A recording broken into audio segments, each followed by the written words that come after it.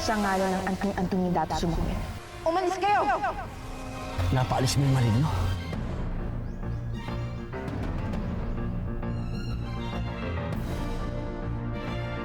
Takbo na kayo, Elias! Wala na kayong mapupuntahan. Ibigay niyo sa akin ang anting-anting. Hindi mo makukuha ang anting-anting. Mamili kayo. Ang anting-anting o papatayin ko ang babaeng yan. Sandali! Gabriela, para kay Lola. Lola! Lola! Nasa akin na ang anting-anting. Patayin niyo sila!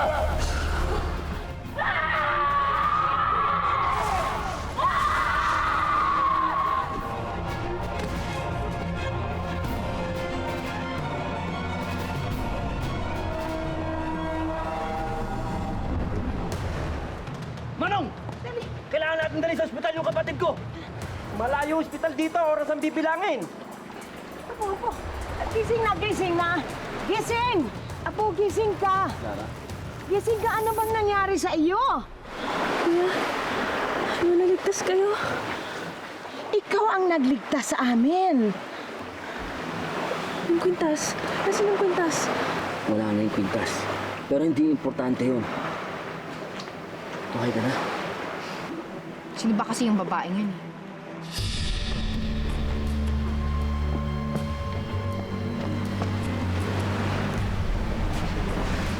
Sorry ka na lang, Gabriela. Akin ulit ang round na to. Congratulations!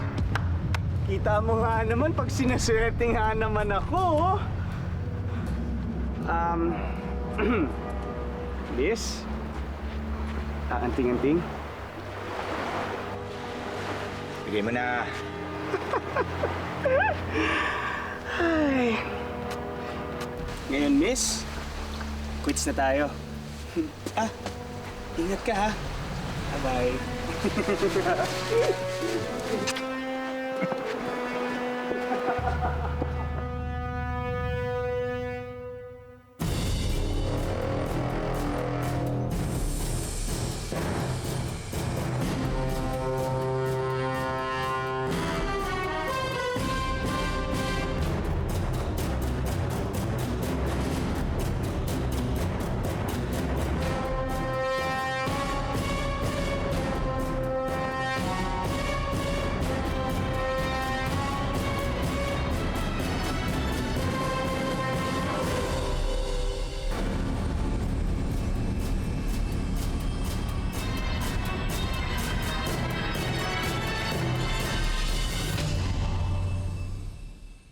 Oo, huwag kang tumayo. Makakasama sa'yo yan. Hindi kuya, okay na ako. Maayos na yung pakiramdam ko. Sigurado kang okay ka na.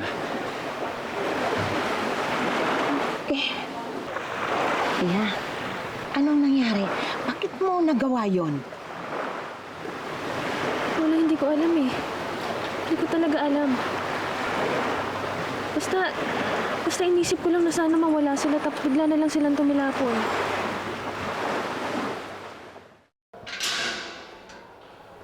Normal lang dito. Okay naman dito. Walang problema.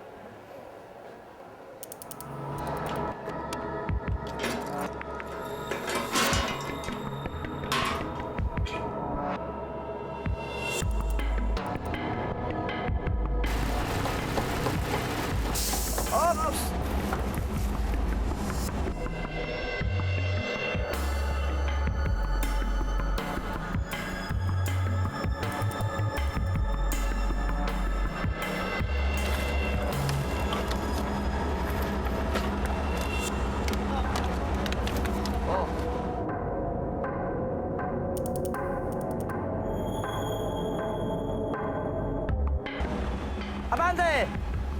Dalihan mo! Nagkukulit pa tayo sa kabila.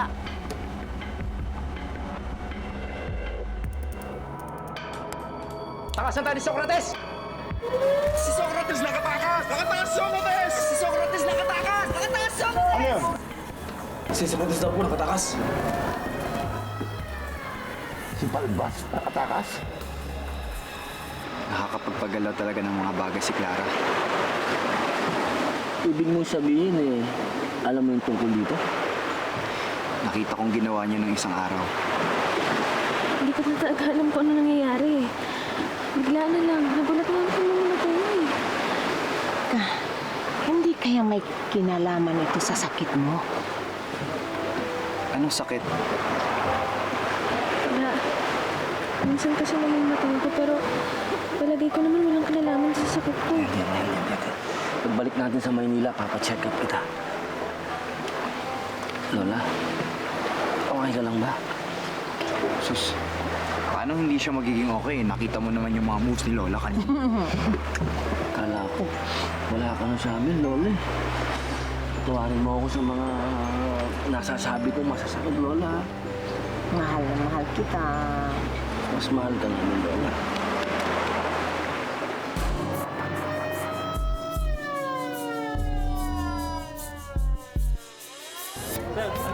Verification lang, may nahanap lang kaming tao.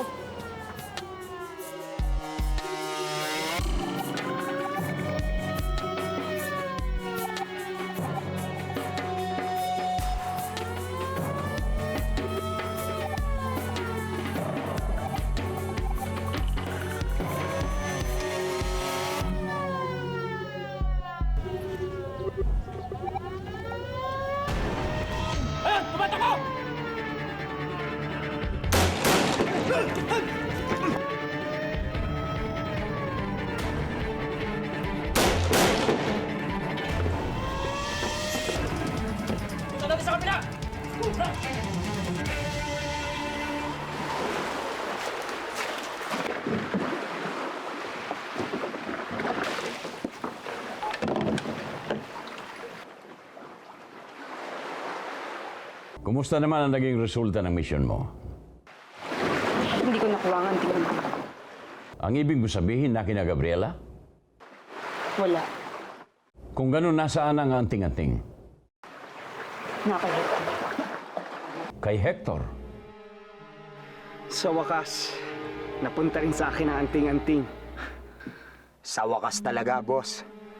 Marami-rami na ring anting-anting ang nakalusot sa atin.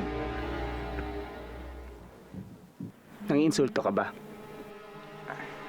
Hindi naman, boss. Nagsasabi lang ng totoo. Hector! Uncle! Iwan niyo muna kami sandali. Sige na. Uncle, maraming salamat sa lahat ng tulong mo, ha. I couldn't have done all of this without you. Yan bang anting-anting? Opo. Pwede ba makita? Sure, Uncle. Uncle, ang sabi ni Dad, yan daw anting-anting na yan. Daan daw yan papunta sa isang malaking kayamanan. Kung ganyan eh, sa akin pala dapat mapunta to. Ano yun, Uncle? Let's just say, tatapusin ko lang maganda natin samahan.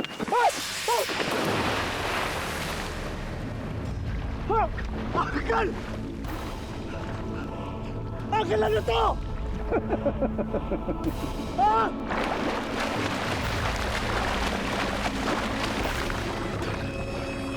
Uncle!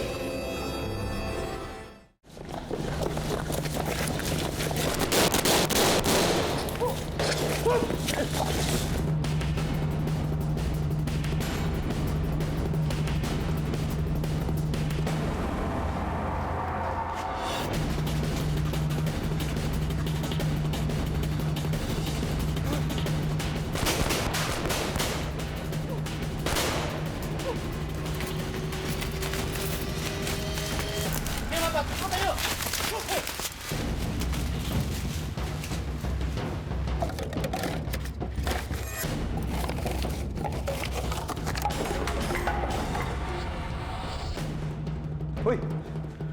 Wala ka ba nakita ng tao rito? Wala po. Anong wala? Dito lang tumakbo yun eh. Wala po talaga. Huwag mo kong lulukuhin, mama. Manilinti ka sa akin, ha? Opo.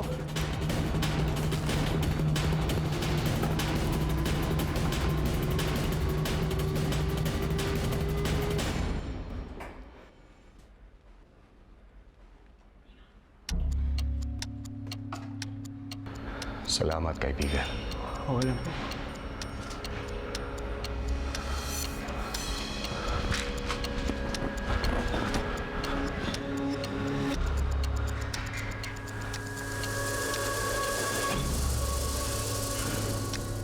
Pare, maraming salamat sa pagligtas mo sa amin, ha? Tara! Boss, mabuti na lang napadaan yung tanker na yan. Kung hindi, hanggang ngayon, nasa gitna pa tayo ng dagat. Mabuti na lang. Kukuha lang ang liligtas sa atin, ang baho-baho pa. Mga buwisit kayo. Eh, mas mabuti nang mag-amoy langis tayo, boss, kesa naman kainin tayo ng mga pating dun sa gitna. Buwisit! Eh, ano ngayon ang balak mo, boss? Nandun sa bahay ng uncle mo lahat ng gamit natin, eh. Tawagan mo si Z. Padala kayo ng sasakyan dito. Uuwi na tayo ng Maynila. Sige, boss. Mga buwisit kayo! Nakatakas po kaninang hapon ang convicted mass murderer na si Socrates Bernal. Maalalang nahatulan po siya ng kamatayan matapos mapatunayan na guilty sa naganap na sunog sa barangay Burgos sa ikinamatay na mahigit 20 tao noong taong 2005. Binabalaan po ang lahat na mag-ingat at kung sakali pong makikita ninyo ang lalaking nasa larawang ito. Kung maaari lang po sana na ipaalam niyo sa mga pulis, huwag niyo pong tatangkaing lapitan siya. Siya po ay pinaginalang armado at mapanganib. Ito po ang ating flash report. Ito po si Roman Perez, nag-uulat. Ko, Pogi, nakakatakot na mundo ngayon. Piruin mo, 20 taong napatay tapos ngayon pag-alagala na lang siya dito sa Metro Manila. Nakakatakot naman. Baka patayin pa tayo nun. Arte mo naman! Eh kasi, malay mo, nandito lang siya paligid-ligid, no? Malay mo, papunta din dito yung killer, no? Patayin tayong dalawa. Oh, saan na ba si Elias, my love? Heh!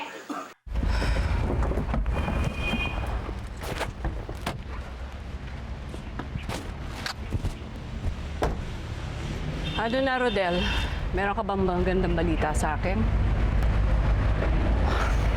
Kahit may dugo ni Don Julian ng wallet, hindi pa rin sapat na ebidensya para kasuhan si Gabriela. Este naman, oo.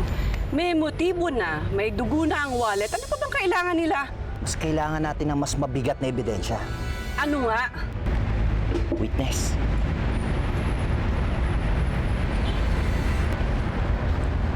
Bakit? May plano ako. Alam ko na kung paano mapapakulong yung Gabrielang yan.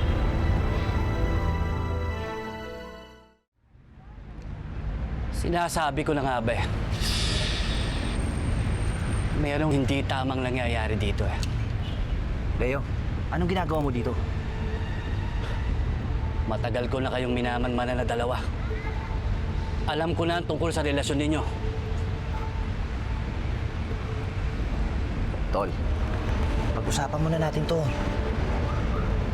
Sayang ka, pare ko. Tuluyan ng inanay ang tsapa mo. Leo, huwag ka na magmalinis.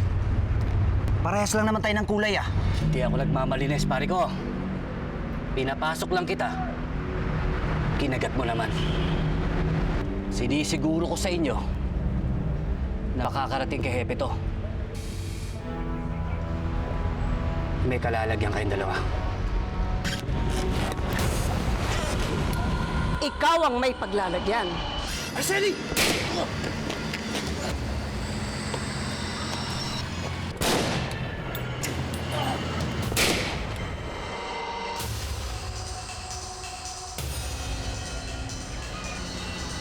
Leo! Leo! Siguro naman kaya mo nang linisin yan.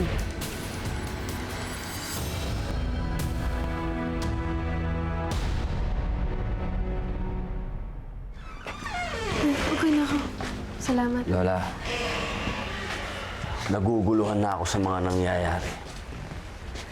Kailangan mag-aminan tayo. Matagal nyo na bang alam ang tungkol sa anting-anting? Matagal na. Dahil ako'y naatasan na mag-alaga sa isang anting-anting. Anong ibig mong sabihin? Isa akong KKK. At ang pangalan ko ay si Melchora. Teka, nalilito po ako eh. Anong KKK? KKK ni Bonifacio? Hindi. Ang KKK sa kapatiran ay kapatirang kumakalinga sa kayamanan. Kayamanan? Naatasan kasi ako na aalagaan ang isa sa 10 anting-anting na kailangan parang makuha ang kayamanan. Kaya lang, nang umalis si Elvira, dinala niya ang anting-anting. Lola, ibig niyo sabihin, KKK si nanay? Oo. At ako, kaya ba ako kinuha ni Sir Ulysses para tulungan si Gabriela dahil doon? Maring ganon. Pero, sa pagkaalam ko, hindi niya alam ang tunay mong pagkatao. Teka, kilala niyo ang papa ko? Oo. Kilala ko ang tatay mo. Pati na lolo mo.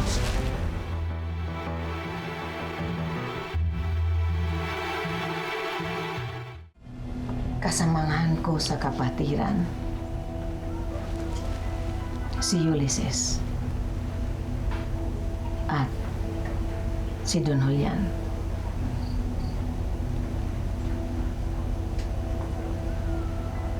Kaya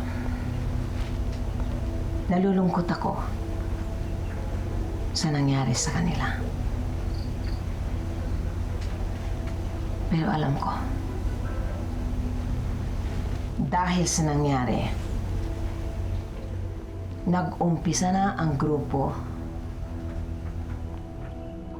para makuha ang Asian Treasure. At tulad ng dati sa kapatiran, dinadasal ko ang tagumpay ninyo. Asian Treasure? Isang kayamanan na pinagsumpaan ng kapatiran upang pangalagaan. Kuya, di ba yun yung pelikula mo?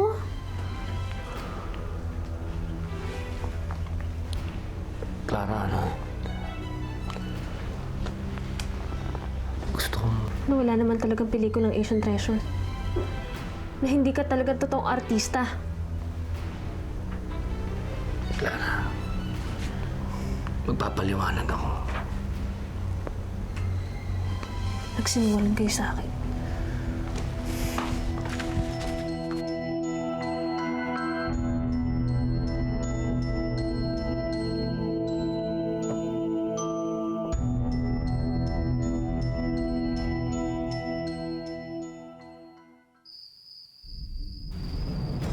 Huwag po. Sino po kayo? Huwag po. Sino po kayo? Huwag niyo po ako sasaktan, sir. Huwag niyo po ako sasaktan.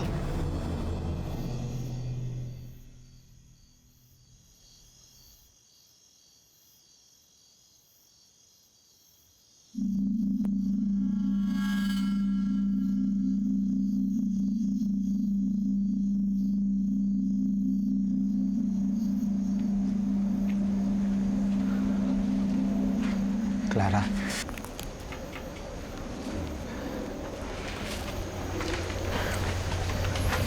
Ayos ka lang ba?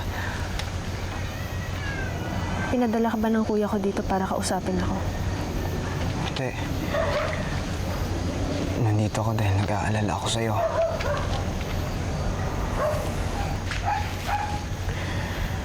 Hindi ako makapaniwalang gagawin sa akin ni kuya yun. Kayo? Nagsinungaling kayo. Pinaniwala nung artista kayo. Hindi ko gustong gawin yun. At sigurado ko ang kuya mo rin. Ano bang akala nyo? Hindi ko maintindihan? Maintindihan ko naman eh. Clara, ayaw lang kitang biguin.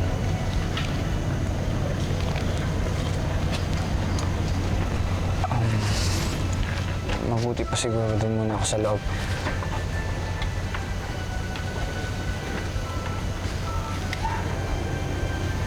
Clara,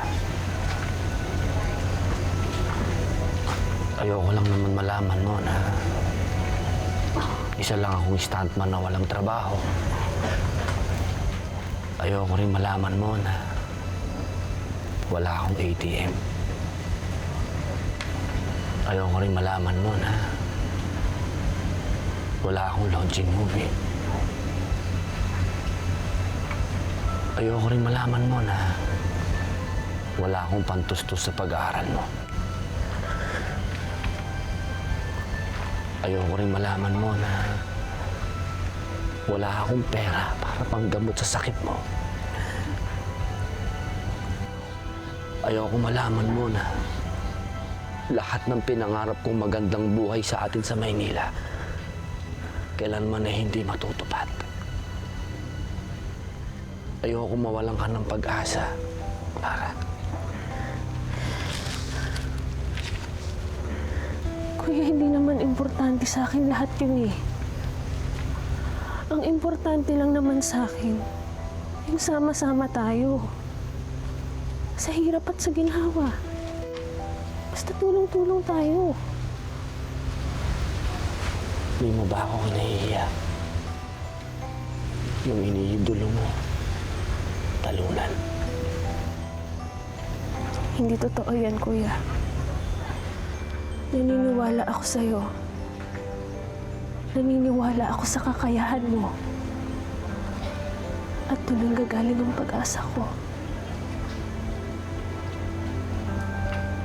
Patawarin mo ako, Todd. Hindi ko gusto magsinungaling sa'yo. Kaya basta tatandaan mo na kahit sino ka pa, hindi kita ikakahiya.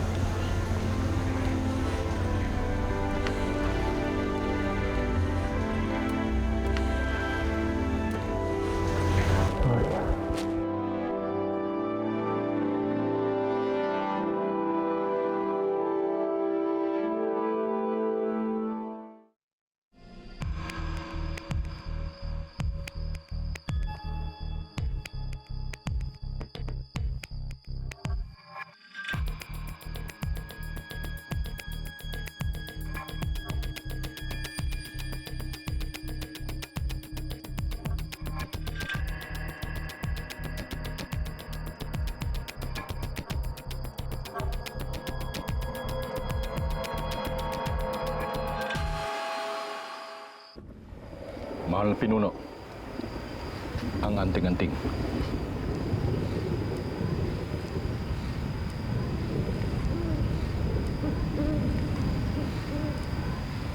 Matagumpay ang iyong misyon. Opo, mahal na pinuno.